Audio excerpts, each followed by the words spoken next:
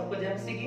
परमेश्वर का धन्यवाद हो आज आपके साथ एक और सुंदर वचन से आशीषित होने के लिए। और बहन भाई, जैसा कि आप देख रहे हैं कि ये समय संकट का समय चल रहा है। सारे संसार में तमाम तरह की आपदाएं आ रखी हैं और पिछले दिनों में बड़े बड़े भूकंप, बड़े बड़े भूदौल और तूफान और इसके अलावा महामारियां और युद्ध।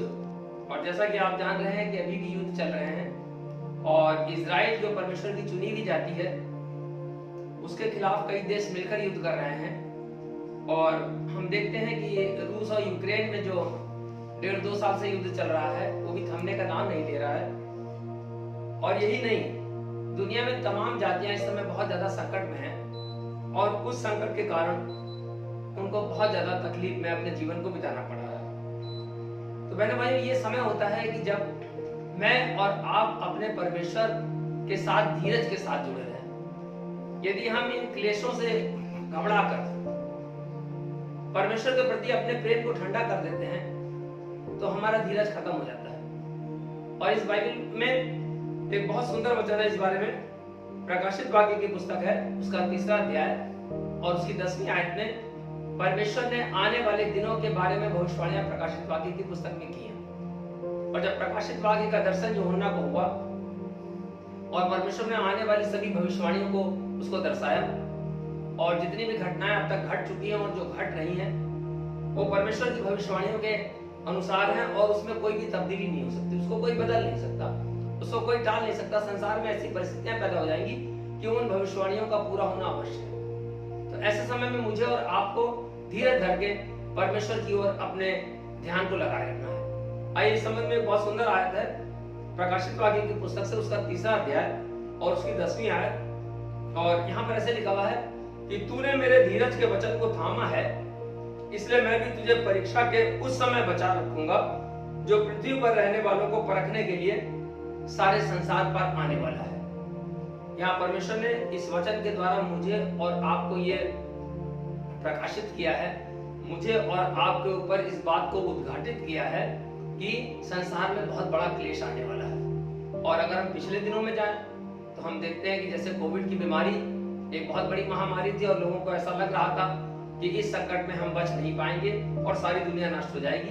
वो एक प्रकार की परीक्षा थी, लेकिन जो लोग धीरज धरे रहे, परमेश्वर के प्रति उनका लगाव रहा, परमेश्वर ने अपने लोगों को छुड़ाया और उनके जीवन को बचाया। इसी तरीके से इस समय हम देखते हैं कि बढ़ी हुई महंगाई, होते हुए युद्ध, तमाम तरह के अकाल से मतलब ये होता है कि चीजों का क्राइसिस हो जाना, यानी चीजों का आपके हाथ से बाहर निकल जाना।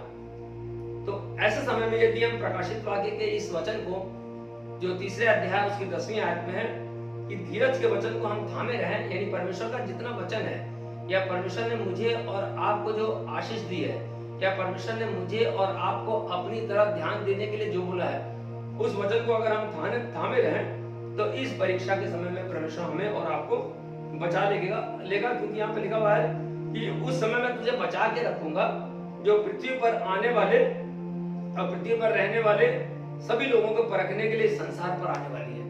और हम देखते हैं कि अगर कहीं बड़ा युद्ध छिड़ गया, जैसा कि युद्ध के जो विशालता है वो बढ़ती जा रही है, युद्ध की भयंकरता बढ़ती जा रही है, हजारों लोग मारे जा चुके हैं। अगर ये कहीं कई देशों में अगर युद्ध छिड़ गया तो ये एक प्रकार की मेरे और आपके धीरज की प्रशिक्षा होगी।